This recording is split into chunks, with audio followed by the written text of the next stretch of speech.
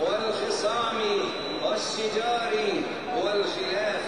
الله أكبر ما صبر أسرانا في سجون الظالمين وتوكلوا على رب العالمين وعادوا إلينا سالمين. الله أكبر كلما ارتقى شهداؤنا إلى ساحة الرحمن ونالوا الرضا والرضوان في جوار الرحيم الرحمن.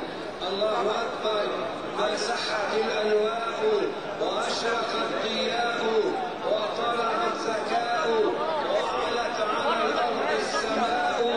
الله أكبر ما همع سحاب ولمع سراب وأنجح طلاب وسر قادم بإياب.